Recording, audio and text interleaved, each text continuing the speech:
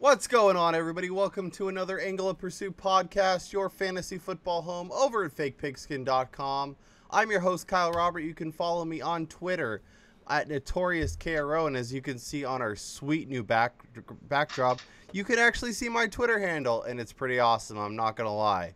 With me tonight, as you can see in the picture, as you can see from the Twitter handle, it's Mad Dog FF. What's up, Mad Dog? Hey man, I'm pumped to do another show here. Here we are. God, it's week 2 is coming to a close here. It's crazy to think that we're already 2 weeks in the season.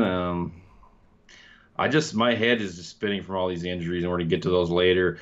I think that's kind of been the main storyline so far, as big name players in big situations, sitting out. Obviously Andrew Luck and a lot of those names we'll get to later. I think that's kind of been a main storyline so far, and it's just kind of being able to, get over the hump, early on, replace these players. I mean, you really can't replace them, but you can only try to add some players that can at least contribute and give you a chance to compete, in your weekly matchups. So no matter what format you're playing in. So hopefully we'll be able to do that tonight, and we've helped, listeners and viewers already this season with the Tariq Cohens of the world, and your guy Chris Carson. Yeah, buddy. I told you. I told everyone. I said go pick him up. Yeah, I tweeted it out this week. I said go pick him up. 20 carries, 93 yards. Don't worry, we'll get to him. Actually, Kyle, I took your advice. I played this week in one of my ESPN leagues without a kicker. That's and crazy. Chris Carson was the player that I picked up. Well, it's crazy, but at the same time, I went up against Tom Brady, Michael Crabtree, and I kind of looked at the matchup and I said, you know what? It's a late game. If I'm close, You saw those. maybe I'll pick up those 3 touchdowns coming from Michael Crabtree. You knew they were coming. No, I didn't know they were coming, but I saw the that I was chasing a lot of points and that I was already in the hole. So I was like, what the hell? I'm losing this week. I'm gonna keep Chris Carson stashed, and maybe I trade somebody in the future. But that was a league where I lost David Johnson. So to your point, if you lost David Johnson, Tariq Cohen, that's my guy. I planted my flag on him pretty early, and you did the same with Carson. So yeah, I guess we can give ourselves a little pat on the back. But Absolutely. not always right though. No, that's the one thing you'll learn. I mean, if you hit 60% of the time, like if we knew we were always right, we would just play this like for millions of dollars and just win everybody's money. But that's just not the case. So there's a lot to get into. Obviously, some amazing performances. We will talk about our dump of the week. We'll talk injuries. We'll help you find replacements for the Greg Olsens, the potentially list of other names that could miss time. We'll talk some Packers receivers. We'll help you get ready for the waiver wire. Got a few names in the queue. Obviously, we'll go through as many as we can, and they'll play a little hold 'em or fold 'em at the end. These guys that you're looking. If you're picking up players, you gotta be ready to cut. So, let's talk about some names. Let's do all that stuff. But in tonight's show, but let's jump in. Let's talk about anemic offenses. It's weird. The NFL has this thing now where it's like nobody can score a lot of field goals. I'd like to thank Chris Boswell for kicking all those field goals. He helped me lock up a couple wins. Random kicker points. Gotta love him. Oh, and I gotta thank Reagan FP. Hooked us up with these sweet hats. Rocking mine. You're rocking yours. It's got the fake pigskin logo. We're doing it right. So Ron, which of these offenses scares you most? Vikings without Sam Bradford. Bradford all of a sudden not playing. Now people are scrambling late in their matchups. Do we play Dalvin Cook? Do we play Stephon Diggs? Do we play Adam Thielen? Do we play Kyle Rudolph? It was a mixed bag of results. Obviously, Diggs was really annoying. Dalvin Cook was great. Probably should have had his touchdown stay on the board and had a really nice day. So the Vikings without Bradford, the Cardinals, who were just, I don't know what's going on there. Obviously, we'll talk about J.J. Nelson tonight, who, really stepped up in the wake of not really having a ton. But, it was, other than that, there wasn't a lot there. And these Carolina Panthers, like Devin Funchess, all right. Kelvin Benjamin, all right. Christian McCaffrey. But, like, Cam doesn't look good. And I mean, they're not. I figured, oh, their first home game, they're going to score a ton of points. Let's go, Panthers. And, they didn't really come through. So, of these three offenses, which one are you most worried about kind of going forward for the rest of the season? Well, as much as I'm disappointed with the Panthers offense so far, I think this is kind of a little bit to be expected with Cam coming off of a major injury. He didn't play a lot in preseason. Obviously, that maybe that's part of it is just kind of getting that, building that chemistry and cohesiveness with some of these new toys he has new shiny toys in the form of McCaffrey, Samuel. So, I mean, that's definitely concerning, but I think that he's going to be a player that, once he feels more comfortable in that offense with these new players and kind of how they're kind of redesigning the offensive scheme somewhat. He has playmakers, so I mean, to me, I'm not that concerned. So that's definitely the last on the list. I mean, for me, I think the deciding factor is going to be when we get news on Sam Bradford, how big this injury is, how long term it's going to affect him, and if it's something very serious and he's out for an extended period of time, I think that the Vikings got to be number one on that list. I think with Dalvin Cook, he's going to be more of an emphasis for that offense moving forward, regardless of whether or not Sam Bradford's there or not. Even more so if he's not. So I think he's that one play where I think, I'm not going to say he's a safe play, but more weeks than not, and more often than not, you're going to be starting him in your lineup and kind of not thinking twice about it because he will get that volume. He's proved that to be that guy. Yeah, let's talk about that for a second because, there was a lot of skepticism coming in about those rookie running backs, and we'll obviously talk Kareem Hunt tonight. We'll talk, Fournette. He didn't have a great game, but still found the end zone, had a nice day. Joe Mixon obviously has been disappointing, and the Bengals fired their OC, so we'll see if that changes are coming. But for the most part, they've been pretty reliable in terms of rookie running backs. So, that is nice to see. That is something, as fantasy owners who paid a high price to get some of these guys, Kareem Hunt, Dalvin Cook, these guys are legit, looking like guys that could help you win your fantasy league, which is always good to see. But let's talk about those Cardinals. They look like dog doo-doo. Carson Palmer looks real bad. We were talking about Larry Fitzgerald before we went live. He doesn't look good. Obviously, in terms of the running game, I think Chris Johnson's the clear winner.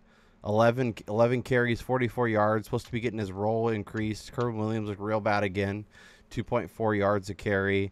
Obviously, Ellington, a little bit here, a little bit there. Not a ton of fantasy impact, but I guess if you're a Carson Palmer owner and you're hoping to ride the wave, or you own Larry Fitzgerald, you're real nervous right about now, right? Yeah, I hit the panic button a couple of times because I'm definitely, I was definitely. Not to call you out on that one, Kyle, because we both were wrong about a few. We were right about a few last show we did on Wednesday night for the Week 2 preview. But I was definitely skeptical about Carson Palmer, losing John Brown, losing obviously David Johnson, the biggest player, one of the best players in the NFL. How that offense was going to still function and who was going to step up. So the running game obviously don't really. I think that was one good call. I think we both agreed on was Chris Johnson should be at the top of the pecking order sooner than later, and he looked to be that guy on Sunday. But yeah, it's a real head scratcher against the Colts because, like you said, it was a great matchup on paper against a defense that really can't stop anyone, and Apparently with an offense they can stop the Cardinals. Apparently, so yeah, I mean they stopped everybody but J.J. Nelson. So I mean he did have a big monster game, but. Yeah, moving forward, I think you can't, feel good about starting any of these guys. I mean, maybe in a 2 QB league, you're forced to start Carson Palmer, but that's kind of the extent of it for me. I'm kind of staying far, far away. I will, and I did go out and get Chris Johnson to add some depth in a few of my leagues where I lost David Johnson. But again, you can't start him, I don't think, anytime soon either until he actually has that starting gig, and it's a has a decent matchup on his side. So he's kind of a stash and hope and kind of wait and see type of pickup. Yeah, he's definitely like I added him in deep dynasty leagues. I wasn't playing, I wasn't paying the Kerwin Williams price tag. I wasn't paying some of the other price tags last week's fab weight runs. So I grabbed Chris Johnson as a stash. He looks like he's the best running back there, and if he could become a legit factor over the next couple weeks and kind of work into that offense, maybe he, bye weeks and stuff, like he'll give you a safe floor, and I don't hate that. I do appreciate the Colts getting up, though. They got up 10-0, and it kind of forced the Cardinals to throw. And Palmer, 332 yards, only one touchdown, and that's kind of the bummer. As you mentioned, J.J. Nelson, 5 catches, 120 yards, and a touchdown on 7 targets. Jerron Brown had 11 targets, only caught 4 for 73. Larry Fitzgerald, 3 for 21 on 6 targets. That's kind of annoying. Fitzgerald was a guy, you thought safety, thought upside, had 2 nice matchups the first 2 weeks and really hasn't done much. We'll get to the rest of the waiver wire here in a bit, but is Nelson a guy that you're interested in? Obviously, John Brown's expected to miss week 3 already, so that's going to put Nelson in another nice spot. But, this offense looks so anemic, and a game coming against the Dallas Cowboys. It will be at home, and it looks like it's the Monday night game. Is J.J. Nelson a guy that if you need receiver help, you're going to the wire and pushing the add button? He's definitely interesting given the situation and opportunity now that exists in the, window of opportunity that's opened with John Brown, the injury. And it sounds like it's going to be extended absence for him. So, yeah, I don't love him, but I feel like he does a lot of the same things that John Brown did well. And, he's more of a bye week type player. No stability or I think consistency out of him. But, again, he, maybe in like a best ball type format. Yeah, I like him more there. Yeah, the Cardinals will have some nice matchups, though. I don't know. He's definitely a guy that if you went receiver, running back heavy, I don't hate taking a shot on. Let's talk about a few running backs. And Ron, I hate to tell you that I hate to say so, but I don't hate to say so. Just say it. Spit it out. Mr. Todd Gurley, 16 carries, 88 yards, a tutty. Add 3 more catches, another 48 yards and a tutty. His most rushing yards since 2015. 120-ish total yards and 2 touchdowns. Looked real good. You did have some old Todd Gurley where, he kind of ran into the line and fell down. It didn't look great. My boy, Kareem Hunt, looks great. 13 carries, 81 yards, 2 touchdowns. Added 3 more catches and 28 yards. Jay Ajayi looked great in his first game. 28 carries, 122 yards. My boy, Carlos Hyde, 15 carries, 124 yards, and a real tough matchup. I was kind of not excited about that matchup against the Seahawks, but he played real nice. And then my boy C.J. Anderson, 25 carries, 118 yards, 3 catches, 36 yards, 2 total touchdowns. It was a nice week for some of these running backs, especially one, and they're not the ones that went in the first round. They're not the ones that all went in the second round. They went. I guess Ajayi was there, but, Hyde was fourth, fifth, sixth. C.J. Anderson, same way. Obviously, Kareem Hunt shot up after the Spencer Ware. Of all these performances, was there one that, really caught your eye or you think might kind of change your opinion going forward?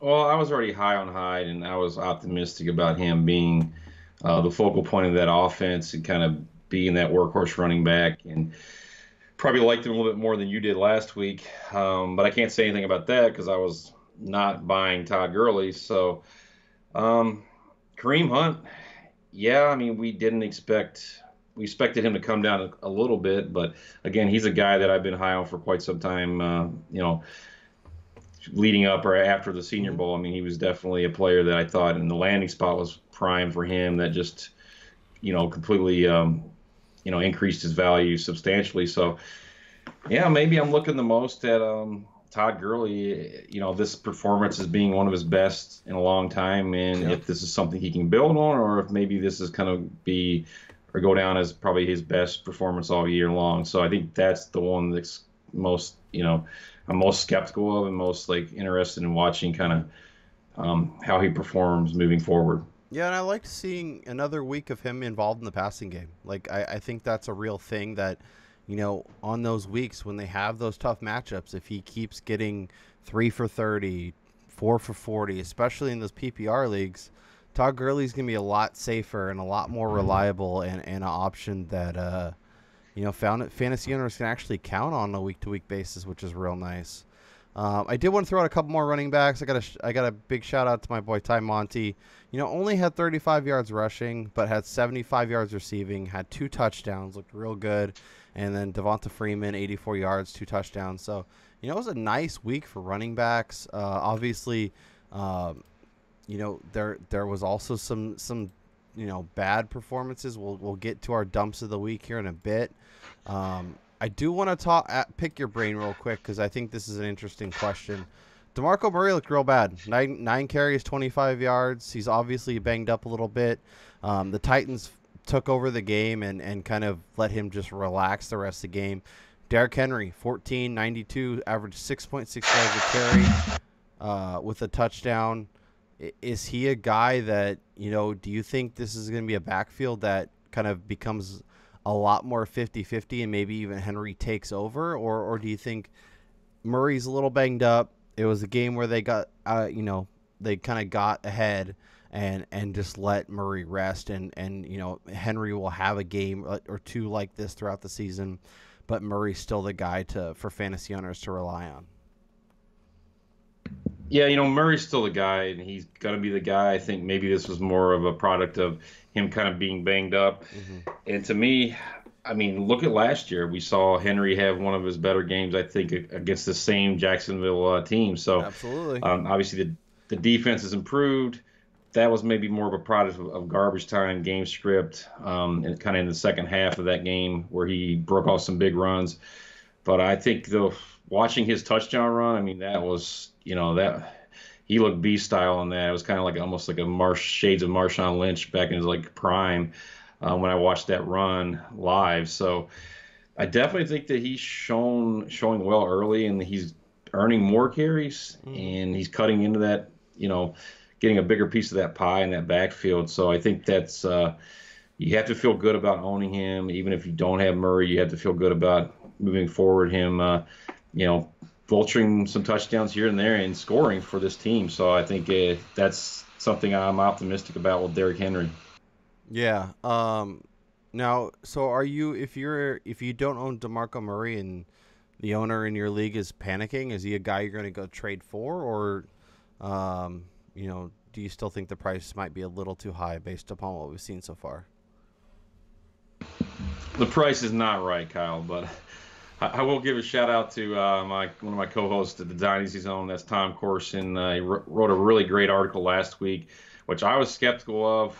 It was an entertaining article at the same time, but it kept me interested in wanting to read more, even though I was kind of like skeptical of him. He was basically saying bench DeMarco Murray, and he actually nailed it in as far as that goes. So, I don't know what it is with Murray, but I think that we had to, looking, at the lens and kind of what he did last year and accomplished, we had to think that there would be some regression coming this year. But again, I don't know if it's so much of a product of maybe injury, not being 100% healthy, starting off this season and kind of, obviously working in all these new offensive playmakers and pieces they have in that offense. So I would say, yeah, I mean, as a buy low, it depends on kind of what you have to give up to get him.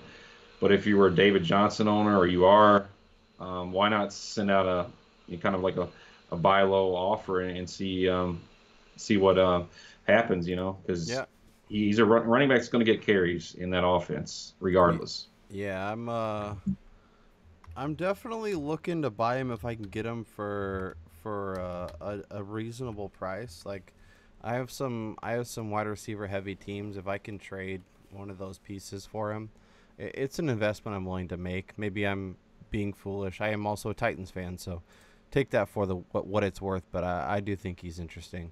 Let's get into our dump of the week. If you are joining us for the first time on a Monday, we talk about our dump of the week. It's our guy who went on the field, took a big crap, and didn't do much else. And I'll talk about the guy everyone's been talking about. That's Mr. Zeke Elliott. Real bad. 9 carries, 8 yards. The Broncos kind of ran him over. Obviously, they got up big, so the Cowboys had to throw. You don't want Dak throwing as much as he was. If you're an Elliott owner, this is just a blip, right? You're not panicking. You're not thinking this is a sign of things to come. This is just a 1 week, real good defense, a game that got out of hand, and Elliott kind of just wasn't used a ton. Yeah, I mean, it is what it is. I mean, it was a brutal matchup for him on paper, and it turned out to be exactly that. I mean, you're looking at a player that, some people said, I mean, I saw him Sunday Night Football game. He looked good to me. He was running hard. I mean, we saw him spinning, the old Zeke was, there. I don't see anything I'm not buying into this. So he's out of shape, conditioning, all that, BS. I think it was just, in 1 week thing. And I think it's probably going to go down as his worst performance of the year as an outlier. So I'm not really concerned at all. I mean, you brought it up. I mean, when you're chasing points early in the game like that, I mean, they're going to somewhat have to abandon the run. And, that's kind of, the nature of the beast. So as far as I'm concerned, I'm not concerned at all about Zeke. I'm expecting him to bounce back big in a big way moving forward. And it sounds like he's going to be out there all year long, provided he's not hurt. So that's another thing to be, optimistic about. And as far as having spent high draft capital to get this guy on your team, or second, or if you were lucky, a third round pick, if he fell that far or back in the first, you're going to get that production from him. Studs, every stud out there has a bad week from time to time, and that's what I'm going to chalk it up as. Yep, 100%. Talk to me about your dump of the week. Yeah, my dump of the week, I don't have to go too far. Well, yeah, I'm staying here in Chicago. I was worried about this matchup against Tampa Bay on the road, and them having some extra time to prepare for the Bears. And this is a different team on the road to speak of, past few years under this, under John Fox. And he was banged up all week. He wasn't really practicing, maybe light practice this past Friday. And then you had, the flip side of the coin with Cohen just kind of coming out there and earning a role, kind of being the biggest playmaker on this team, void of playmakers in general, and at the receiver or running back position. So, this was, I think, a product of, A, the injury, B, just underperforming, and, C, a rookie that's just playing, ahead of him right now and just making big plays. So, again, as long as Cohen's making big plays and he's involved in the passing game, which is the other thing, him falling behind, he's the back that's going to be in there when they're chasing points. And, yeah, I'm 100% with you there. Jordan Howard, 9 carries, 7 yards, looked awful. Was supposedly in a sling after this game. Was still dealing with that shoulder injury. Tariq Cohen, 7 carries, 13 yards. So 8 catches, 55 yards. Like in PPR leagues, he's great. He's super safe, super reliable. Going to get peppered with targets. He didn't lead the team in targets this week, which is probably a good thing for the Bears. Kendall Wright actually looked decent, 7 for 69 on 10 targets. Zach Miller, 6 catches, 42 yards. We'll be talking about some injured tight ends, so you can add Miller to the list of guys that are worried, worth discussing. But yeah, I don't know. I like Cohen. I think he's like in PPR leagues, he's great. I think in standard leagues or half point, kind of loses his luster a little bit. Obviously, like week 1 where he finds the end zone and rushes for a little bit more. He's super, he's great, but he's a safe floor play, a great RB2 option, and should get 7 to 10 targets each and every week. Yeah, I mean, my concern would be, I think, what we kind of touched on last Wednesday, which was he was a player that I was highly, recommending, given, kind of what I was hearing with Howard's injury is, a play in week 2, more in the line of that flex play, like you said, maybe as an RB2 if you're, in a crunch. But again, it's the concern. I mean, you said Howard was in a sling after the game. I mean, he might as well have been in the coffin for this game because, I mean, he was dead to his fantasy owners who started him like me. Yeah, 0.7 points, I believe, in my PPR league where I did start him and I didn't have Cohen. RIP those teams that started Cohen and Jordan Howard, and it did happen. One of the guys in my league decided that was the option, and he's probably regretting it now. Yeah, definitely. Yeah, it was not pretty. I gotta give an arbitrary dump of the week to Mr. Andy Dalton, as our other co-host Damian Dabrowski put it. We'll call him a double-decker, upper-decker, double dump of the week. Like, yeah, he's just like it. The only thing, so like I don't know what to do with Dalton because he's been awful for 2 weeks. They also just changed their OC. They get a Packers team that Matt Ryan just lit up at home. Dalton's at home. Can we trust him next week, or is it time to say goodbye? I mean, trust in Dalton right now. I don't think those two things go together currently. It's hard. I mean, I think I would rather go out there and maybe take a shot, and assuming it's like a 1 QB league.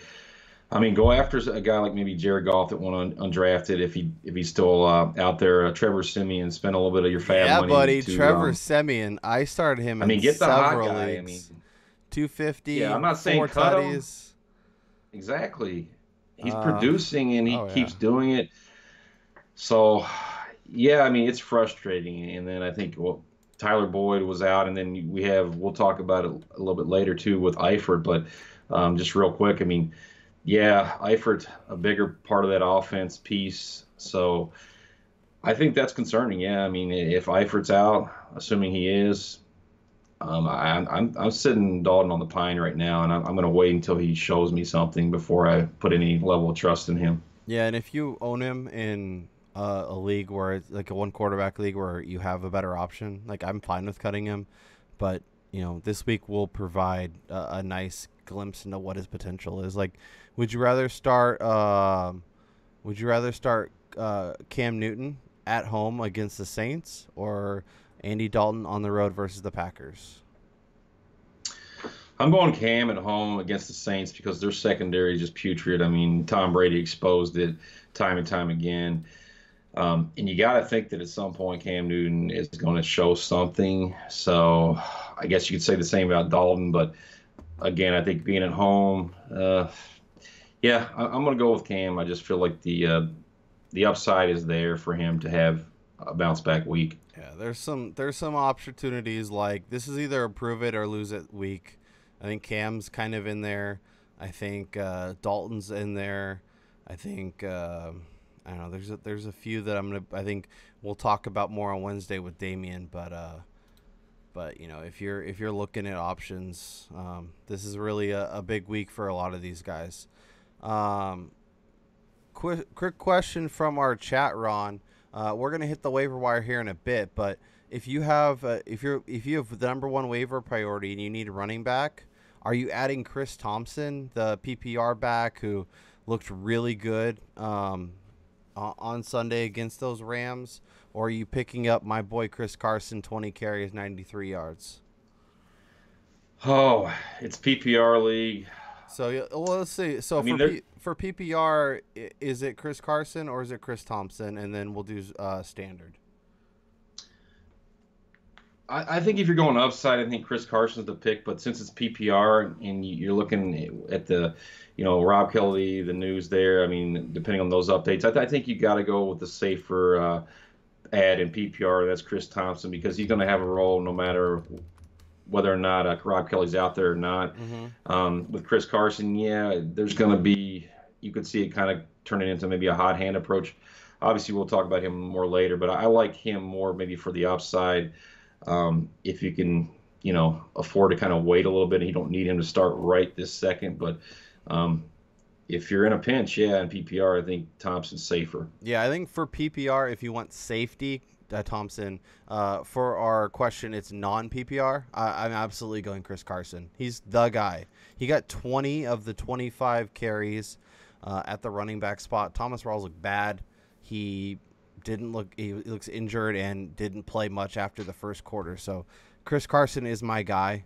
I love him, and I think big things are coming for him in the next few weeks, and I think he's stolen the job. But let's talk. In standard, I totally agree with you in standard. I think the touchdown upside and the role that looks to be his now as a starting running back for Seattle. Yeah, I'm going. Yeah, and Carson. we could even throw the Seahawks in that. We were talking about some anemic offenses, and I think the Seahawks are kind of there. I mean, 9 points against Green Bay on the road, and then 12 points at home versus the Niners. Like, obviously, this week against the Titans on the road, that's not a great matchup, but Carson should be solid. But then he has the Colts. He should eat there. The Rams, the Giants, the Houston. It's kind of a mixed bag for Seahawks. So I'm really curious to see what they look like over the next few weeks. It could be a real mess, obviously, with that offensive line woes and, Russell Wilson just kind of looking like a mess. It's not pretty at all. But again, I mean, when you see a running back like that get 20 carries and Eddie Lacy's, on the chopping block. Yeah, Eddie Lacy's basically like he's a healthy scratch. If you own him anywhere, he's definitely a guy you need to send to the waiver wire. Let's talk injured tight ends. Greg Olsen, broken foot, out 6 to 8 weeks. This is probably the biggest blow. I know you're team Greg Olsen over there, so that has to sting. It's just if you were an elite tight end, you got injured this week. Rob Gronkowski, they're saying it's a groin injury, not his knee or not his back, which he's dealt with injuries. He says he's fine. Obviously, the Pats were up big, so we'll see about next week. They're always very clear and very forthcoming about their injury report. So I'm sure we'll have no questions heading into week 3. Jordan Reed, more things change, the more they stay the same. Jordan Reed's hurt, bruised chest. We'll see about him. Speaking of injury issues, Tyler Eifert, back and knee injuries. We'll see about him. Jimmy Graham left Sunday's game. The injury came back. He's just not even getting targeted. Like, he had 1 catch all day Sunday. Obviously Olsen, we have a definitive, 6 to 8 week timetable. Of the other guys, Gronk, Reed, Eifert, Jimmy Graham, does one stand out as you're really worried about, or are you kind of worried about all of them equally? I mean, it's just kind of the nature of the beast for, Jordan Reed. I mean, you didn't say concussion, so I'm not as that concerned. I'm not, the dreaded C word. You didn't say that, right? So, no. Yeah, I mean, for me, I think it's Jimmy Graham because we're not seeing the performance. It's not there right now. And we expected a lot more from him. We expected him to be pretty, important piece to that offense and be involved a lot. So I think with the injury and just the offense being kind of stuck in neutral, he's probably the biggest guy I'm concerned about right now moving forward. And then, Eifert would be a close second for me just because it's a combination, like you said, with the back and the knee. So that's concerning. I'm going to throw out some potential replacements. I have an article that hit Fake Pigskin today. You should go check it out. My full waiver wire will be up tomorrow, or if you're listening to this on Tuesday, it is up now on Fake Pigskin. Make sure you go check it out. But Hunter Henry, he's a guy that after that goose egg in week 1, a lot of owners got really annoyed with. Available in almost 30% of Yahoo leagues. Available in almost 60% of ESPN leagues, which boggles my mind. So, wow. You really have to check your waiver wire depending on what site you play on because, there's some sites where he's not available. Like another guy that was Corey Davis. He's like 91% owned on ESPN and like 50 on Yahoo. So know where you're playing. Make sure you're scrounging your wire and don't just assume that because you're in a Yahoo league, he's gone, that in ESPN or NFL.com or wherever you happen to play that he's not available. So make sure you are checking that out. But, Hunter Henry was great on Sunday. 7 catches on all 7 of his targets, 80 yards. if he's out there, I love him. What about Jason Witten? 22 targets through 2 games. Obviously, with Zeke struggling, the Cowboys had to throw. He had 7 for 59 against the Giants, and then he has 97 and a touchdown on 10 catches. Those catches in PPR leagues, if he's going to keep getting that kind of work, you got to look at him. And then, Ron, he did it to you again. Kobe Fleener, touchdown. What up?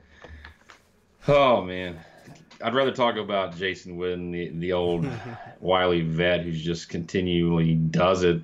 Yeah, you said you brought up 22 targets. He's got 17 receptions on the year. He's scoring touchdowns. He looks like right now might be Dak's preferred red zone target over Dez. I mean, he's at least converting more than Dez is early in the season. Dez has got Dez. The one thing I will say is Dez has got 16 red zone looks. Like that's far and away the best. In terms of targets, he's been great. Getting the looks, he just hasn't been converting. And Ron, we talked about it before the season started about the schedule the Cowboys were facing, and the thing I didn't really think about is, well, maybe with the elite corners that Dez is going to have to face, there's going to be more opportunity for Jason Witten, and if he's getting a little more open, this could be a thing that maybe obviously not 11 targets a game, but 7, 8, 9 targets, and he's catching touchdowns and becomes a guy that's maybe closer to that top 5 than top 10.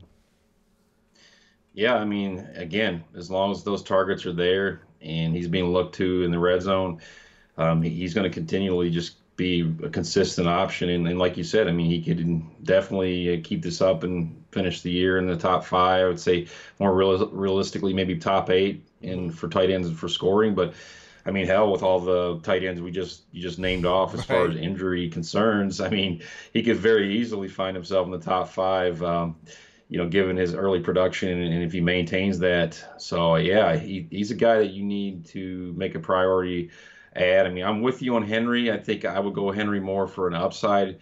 Maybe if you've already got one of these elite tight ends. But if you need somebody now and you don't have – say you had Greg Olsen, I think your top ad should be Witten just because he's reliable, it's going to be consistent. And I don't think it's with Hunter Henry, maybe it's more of a, touchdown dependent type tight end, but he is seeing more targets. But that is the case for most tight ends, unfortunately. Hunter Henry's my top option no matter what, but I am with you, especially in PPR leagues. If you need that safety, Jason Witten is a great option. I like Kobe Fleener if you're looking for a guy for just week 3. Another week without Willie Snead, he should score, be another target. And, on the road against Carolina, they should have to throw a little bit. So we'll see. My boy Ben Watson finally broke out. 1 more week, right? That's right. Well, yeah. So that'll be interesting after week 3. But if you're looking, if you're saying, oh, Eifert's just out a week, or Gronk may miss, or Jordan Reed may be out just 1 week, I think Kobe Fleener is a nice option and is available in about 40% of Yahoo leagues. So I like him. If you need a tight end and you're desperate, Ben Watson, 8 targets on Sunday, 91 yards. I was a week too early. I own him in a lot of deeper dynasty or tight end premium leagues or whatnot. Obviously, Flacco loves throwing to the tight ends, so he's a nice option. And then, if you're a Gronk owner, I don't hate adding Dwayne Allen, and if you're a Jordan Reed owner, I don't hate adding Vernon Davis, because especially in deeper leagues where you need help and those guys are the instant replacements. I don't feel like Ed Dickson is in that same class. I think we've seen Dwayne Allen be a guy that can be a touchdown guy, and especially with, all the injuries they're dealing with in the receiving core, he could be a legit thing. And then obviously Vernon Davis looked real good last year. So, of the guys that are widely available, Ron, do you have a preference? Watson, Allen, you can even throw Zach Miller in there. Oh, I don't love any of these guys. Maybe Watson, just because again we're starting to see. He had a big game. He's coming off a big game. I guess maybe if I had Gronk, I would maybe hedge my bets a little bit and probably go after Allen over any of those guys, because I think maybe the upside in that offense is probably a lot higher than any of those other names. So he'd probably be my number 1 target. And then, Watson maybe a little bit safer play. If you need a tight end right now this week to start, Yeah. then he would probably be my pick. Yeah, and I think having that flexibility makes it real easy for Sunday morning when, Gronk's out, throw in Dwayne Allen, or Jordan Reed's out, throw in Vernon Davis, and you don't have to scramble to the wire and try and find these guys, and it does make it a little bit easier. But it was definitely a frustrating week for tight end owners. But yeah, I mean, We're talking to you, Cameron Braid and Charles Clay. oh Thank you god, very much. yeah, You didn't help us absolutely. at all. Nope. Those are two other guys, though, Disappointing. that if you need tight end help, I don't hate them. I think Brait will be solid this year. Obviously, Jack Doyle got back to work, but it's just so hard to trust Jacoby Brissett and that Colts offense to do stuff. So, I mean, makes my skin crawl. Well, one thing about Braid is I think when they actually play defense that's legit and has a good secondary, they're clamping down on Evans and Jackson and kind of making those guys the focal point. Then that's when I think Braid's going to eat, and he's going to be that guy that is there to soak up the targets because of the matchups on the outside. I'm 100% with you there, especially in a game where the offense has to keep up or do a little more to keep up. I think Brait could be really solid this year. And Austin Hooper, I know we got really excited about him after week 1, and he had that big play, but I think he really is going to need that big play to be a big producer. I don't think he's going to get a ton of consistent targets and 2 more catches this week, but it's going to be the ebb and flow of Austin Hooper. He's going to have 128 yards and a touchdown, or he's going to have like 10 yards. Like, Real quick, Kyle. Yeah. Just want to throw this in there because we are talking tight end pickups and potential ads. If you say you have Olsen, Evan Ingram tonight, 3 receptions, 42 yards, and a touchdown. Yeah, that's right, a touchdown. So he's a guy that could be floating out there in some of your 12-team leagues, redraft where people just don't really want to invest in a rookie tight end or take a shot at him. But he's a guy that I think his role will only increase as the season goes on, and also even with when Odell Beckham's out there at 100%, he's still going to be a guy that's going to be able to get open and get targets. Yeah, I like that call quite a bit. Even David Njoku, who got a touchdown, and we'll get to that lack of that mess of a receiving core in a little bit, but I like that Evan Ingram call a lot, especially because they're doing cool stuff with them. They line him up in the backfield for that touchdown. They're not treating him like a normal tight end. They're not making him stay in the block. They're making him, find different spots and basically using him as a receiver. So I like that call a lot. Let's talk about Bumskis and my Packers receivers. Jordy Nelson, dealing with a quad injury. Left the game early, didn't come back. Really, really frustrating. I'm glad it's not. I'm glad it's hopefully not anything to do with the ACL that he tore a couple of years ago. I'm still expecting a big season from Jordy Nelson. And then Randall Cobb left late with a shoulder injury, something that kind of derailed his season last year. These would be both big blows, I think, to both of us. I know I own a lot of Nelson and a lot of Cobb. I know you're big on Cobb. Devontae Adams looked good. I'm Team Cobb, yeah. He's everywhere. Devontae Adams looked pretty solid.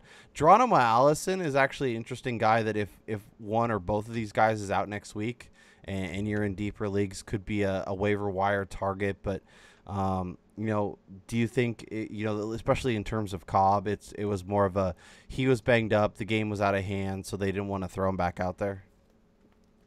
Yeah, I think that's kind of, they had the, opportunity to do that, with a big lead. So at that point, it's like, what's the point? In putting him out there, you lose 2 of your best receivers, and it's like, there's nothing to play for when, the Falcons are just running all over the field and, putting points on the board, and it's not worth taking that risk. And because if it is a serious injury with either one of these guys, definitely is going to affect this offense moving forward in a big way. And, we were seeing that, which I was calling earlier for the Cobb comeback season. And we had 2 years in a row where he underperformed, injuries plagued him. So this is a major buzzkill if it's something that, is serious or just hampers him the next few weeks, because that's going to affect his play and his performance Yeah, production. I'm really curious to see too, because if Nelson misses time, I want to see if this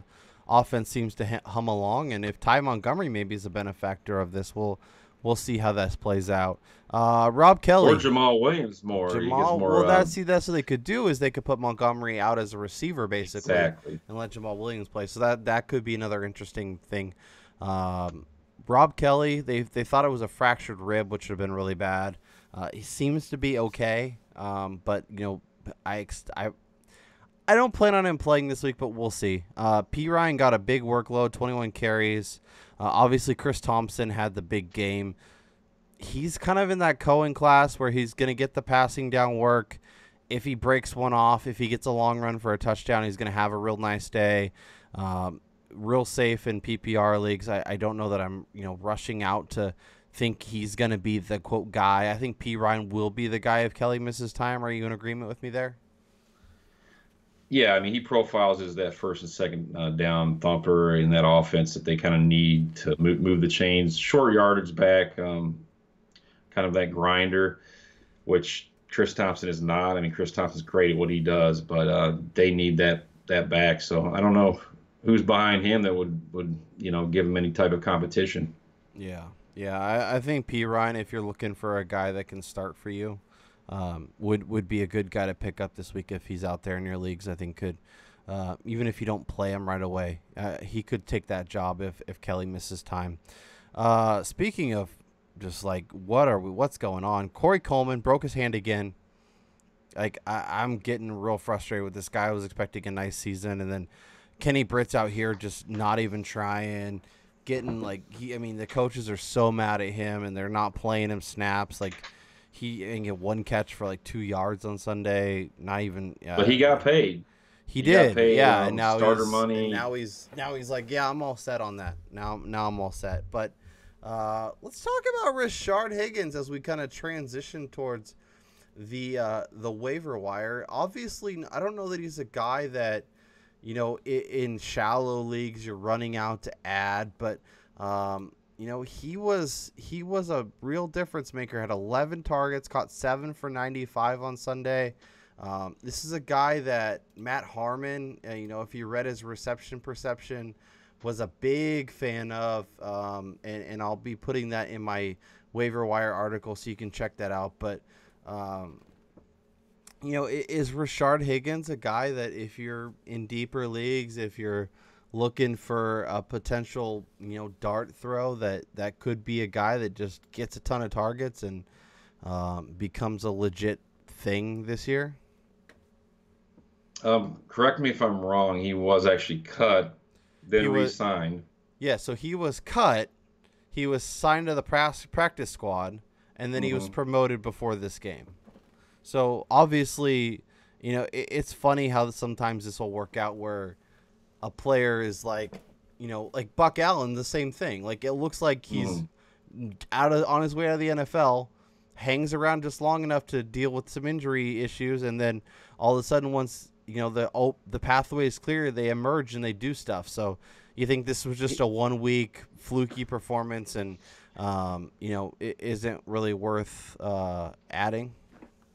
Well, here's my thing with Higgins. I feel like didn't watch the whole game, but I don't know how many of those targets came after Kaiser kind of left the game, and with Kevin Hogan in there. So maybe Hogan had a lot of time working with third string.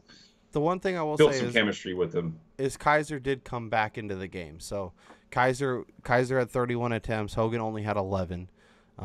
So Higgins got a little bit of work from both quarterbacks. I think he's a deep league ad for me, or even in a deep dynasty. If he's still somebody gave up on him, why not take a shot on him? I guess more surprising to me is Ricardo Lewis, a guy that they were really high on, is praising all preseason. Wasn't one of the players that got an opportunity here with Coleman getting banged up and knocked out, and then with Britt failing to play at the level he did previous couple years. So that to me is kind of surprising. But with Higgins, yeah, I mean, again, he's not a guy I'm adding in like a 10 or a 12 team league Yeah. most likely, but he's on my watch list in those leagues.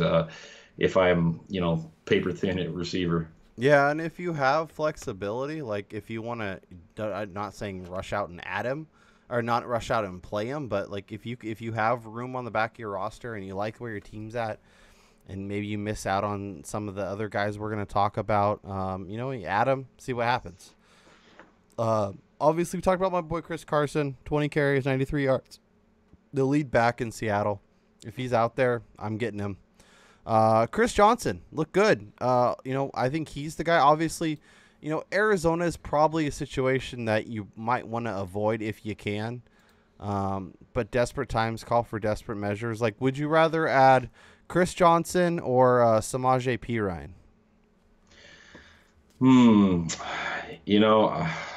I think I'd probably if Kelly's going to be out for an extended period of time, which maybe we may not know before you have to put your bids in or claims in, I'd probably go with a more upside play, or in this case, I think it's Perine. Yeah. But having said that, I think if you're looking for a guy that maybe will give you more starts this year and more points potentially over the course of the next month, I think that guy's probably Chris Johnson. So maybe a little safer, if you can consider anyone on Arizona safe right now. Yeah.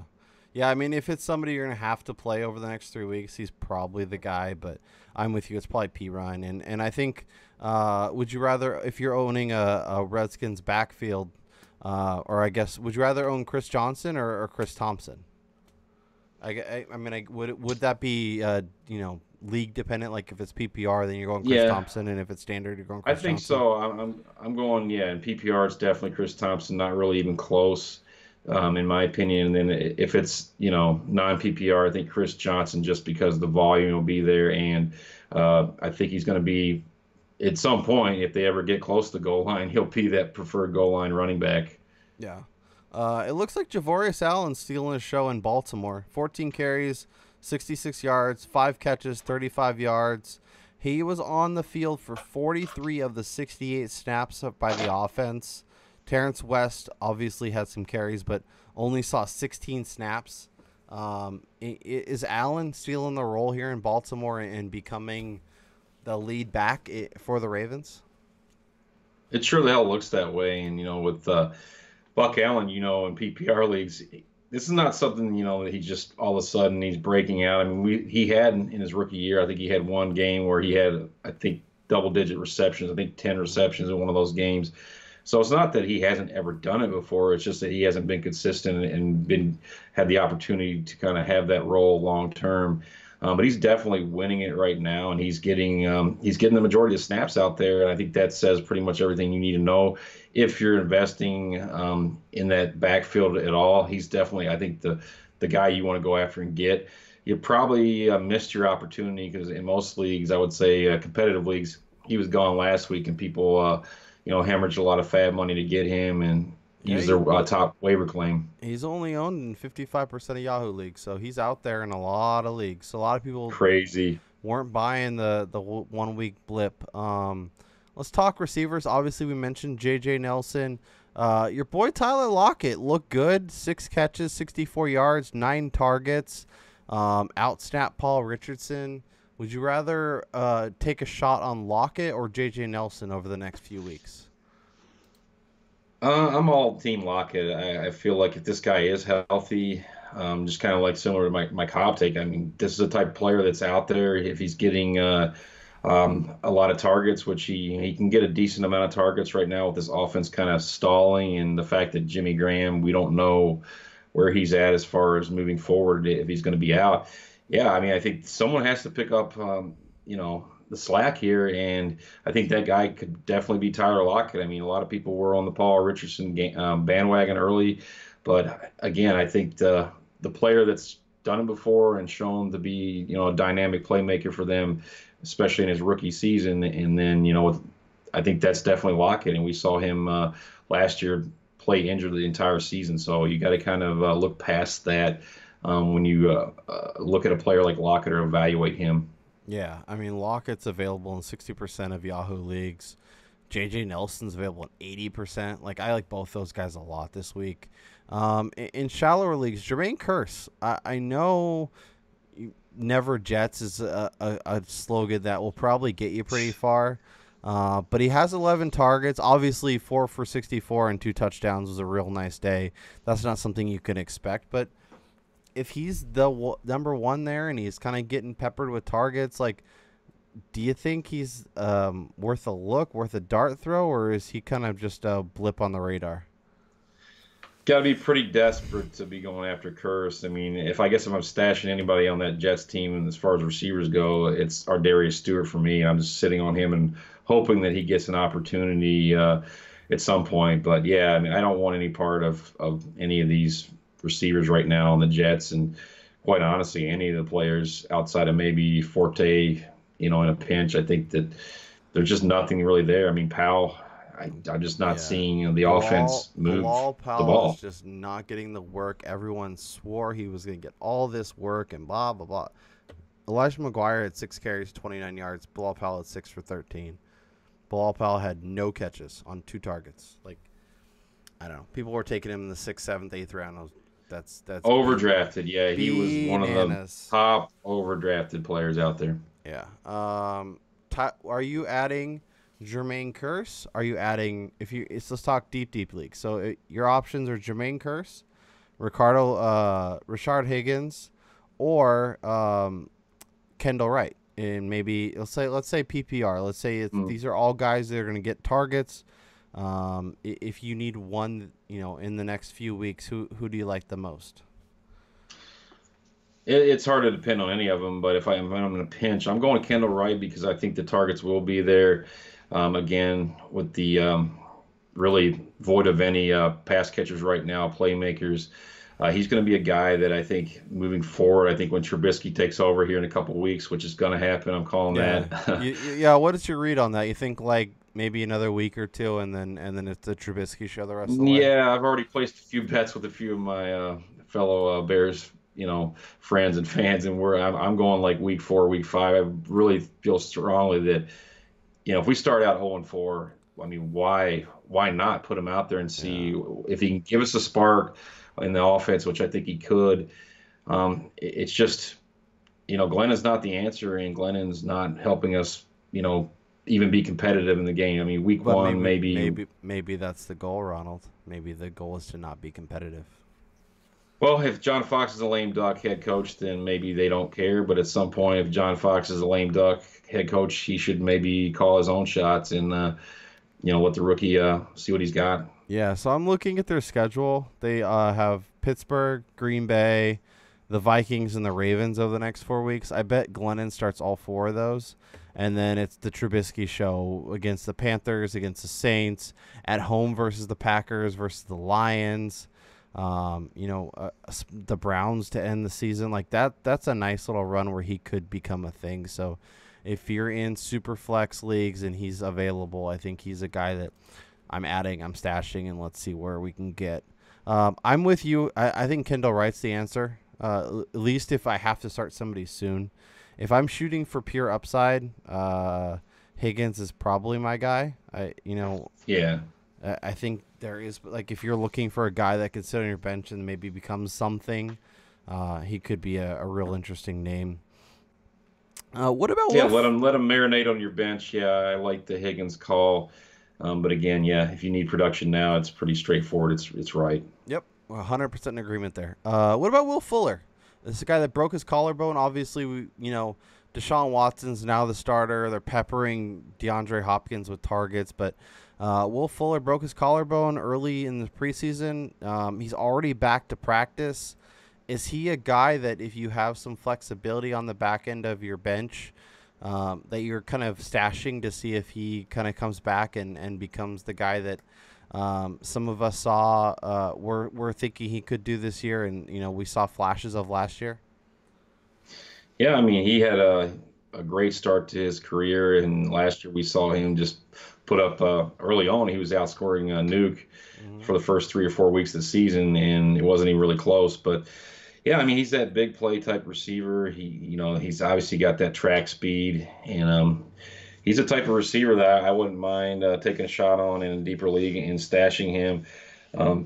I'll throw out one more in kind of the same vein, and that's Mike Williams. If you are just speculating and you want to have an upside kind of stash, in the same kind of ballpark as a Will Fuller, I think Mike Williams, if he's out there, he could be, suiting up here in a couple weeks. And, we all know the Keenan Allen injury history here. Keenan Allen's been great, and I hope he continues to do what he's doing right now. But you have to think maybe one of those top three receivers gets nicked up, and there's an opportunity for him. Even if they don't, I think there's going to be an opportunity for Mike Williams if he's able to get on the field. So Fuller and Williams, I think Fuller would probably be a priority just because you think he'd be on the field sooner than later, as opposed to Mike Williams not really knowing. But more upside, I think, with Mike Williams in that offense. Yeah, I think Mike Williams is another interesting one. It's probably one of those things where you're adding him, and then if the waiver wire hits or injury bug hits your team and you have to make adjustments, then you can make adjustments at that point. But definitely worth a stash if you have him. Let's play a little hold 'em or fold 'em as we get out of here. And we'll start with Eddie Lacy, a guy that it got real bad as the offseason kind of went along, and it looked like he might not make the team, and was a healthy scratch on Sunday versus the Niners. Obviously, we talked about Chris Carson. If you're still on Eddie Lacy, is he one of the guys you're cutting this week for one of these waiver wire pickups? Kyle already cut him last week, so the answer would be a resounding yes. Cut him now. He's not worth holding on in any competitive league. I mean, there's nothing left there, and he's, at best, he's what, third, fourth on the totem pole, if that. I mean, pretty soon he's probably not even going to be suiting up, and he's going to be inactive. Yeah, I mean, he was this week, so, I could see him being cut. I mean, obviously Carson looks good. It depends on Rawls' health. Pro-Size is still there. Yeah, I think if you own him, it's time to say goodbye. What about LeGarrette Blount? Only 6 snaps on Sunday in a game where the Eagles were competitive. No carries. Like, is LeGarrette Blount kind of in that Eddie Lacy where he's got a name and it seems like he could do something, but he's really not, and he's not playing and not helping fantasy owners? Well, first of all, this seems like an offense that really there's no one in that backfield that outside of I think it's Sproul's backfield right now in his swan song, and he's the guy obviously in PPR leagues, but he's the only guy I would even consider starting and throwing in my lineup in this backfield. So yeah, I mean, for right now, if I don't have a lot of running back depth, maybe he's a stash on your bench if you can afford to hold on to him and kind of see how things play out in the next few weeks. I'm sure there'll be some matchups that'll be in his favor, and he'll get those red zone carries and he'll convert them. So, yeah, for right now, I'll just say hold. But again, if Chris Carson's out there, and I was gonna say if you can add Chris Carson, or in PPR leagues, if you can add Buck Allen or Chris Thompson, I think what about? I think those are all moves you're making. What about if Samaje Perine's out there? Would you rather have LeGarrette Blount or Samaje Perine the rest of the season? Oh, I think, if I'm competing and I'm trying to win, I think I'm probably gonna hold off on Perine and just wait a little bit longer on Blount. I think that again, matchups kind of dictate how many carries he gets, and he's going to have weeks like he just had where he gets very few carries. So with Rob Kelly, it depends. If tomorrow we wake up and we hear Rob Kelly's out for the season, then that's a no-brainer. I'm going Perine. Yeah. What about Terrence West? We talked about the Buck Allen takeover. We talked about how much work he got and how little Terrence West got. Is Terrence West a guy that you're going to hold on to and see what happens? Or, if you're looking to make waiver wire moves this week and he's kind of one of those guys that you're like, I can probably get rid of him. Is that a move you're making? He's definitely heading south on my, list of priority holds. Again, it's kind of dependent on your roster construction, how much depth you have at the running back position. I think he's probably still a hold right now, just given the situation. And, you just never know if there is an injury to Buck Allen, something happens there. He's still going to be involved in the offense.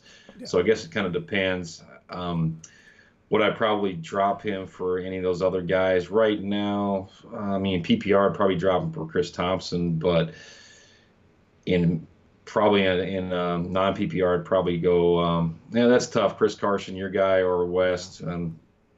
Would you keep West over for Carson or? I go Chris Carson. Better offense. Yeah, more I carries. kind of knew your answer there. But I'm going to go Carson too, believe it or not. Yeah, I just feel like offense and 20 carries a week. Are you dropping Terrence West if Javoris Allen's available? Oh hell yeah! I probably would have done that last week, but yes. So I mean, that kind of tells you, like, if he's out there, if you have decent alternatives, like, I don't hate cutting him. If you need to hold on to him for whatever reason, I don't mind holding either. Obviously 1 week does not a season make, so it is good to kind of be patient over the next couple of weeks. And I mean, if you have Terrence West and Buck Allen, I mean, obviously you're holding. Yeah. So certain situations. Yeah, or if your running backs are fine, or you don't have a lot of the waiver wire, like I'm not dropping them just to drop them. But if there's better options, if Chris Carson's out there, if Chris Thompson and PPR is out there, like I don't hate making the switch. All right, Ron, this was a lot of fun. It was good to get back to things. I want to thank our friends over at Draft. Go to playdraft.com/fakepigskin or download the app and put in the promo code fakepigskin.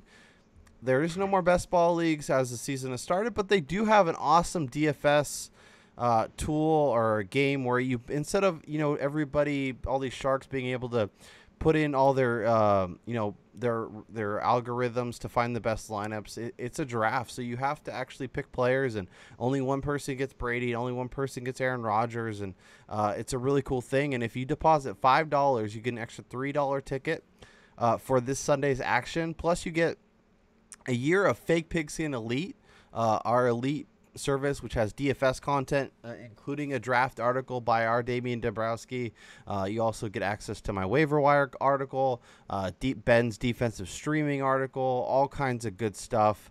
And you get it for a whole entire year. So if you play NBA DFS, if you play MLB DFS, you'll get all that. You'll get rankings. You get all this premium content. That's really awesome. So make sure you go to playdraft.com/fakepigskin today, or download the app from Google Play, iTunes, wherever, and put in that promo code fakepigskin. It does a lot for us. It gets you a free $3 and all that good stuff. If you are watching us on YouTube, make sure you are subscribed. Make sure you are comments. If you have add drop questions, if you have trade questions, leave them in the comments. We'll be happy to answer them. If you're listening to us on iTunes or on Stitcher, make sure you're subscribed. Make sure you're rating and reviewing the podcast. If you are subscribed, you are getting the podcast first. So when I hit publish, on Monday and Wednesday nights, you get it first. You don't have to wait till the next day. So make sure you are doing that. Make sure you are following Ron the Mad Dog McCleese on Twitter, as well as myself, at Mad Dog FF and at Notorious KRO. Let us know what questions you have. We're always around. We'll help you on Sunday mornings if you have start-sit questions. Remember, we are not experts. We do not know everything, but we will do our best to help you out. But for Ron the Mad Dog McCleese,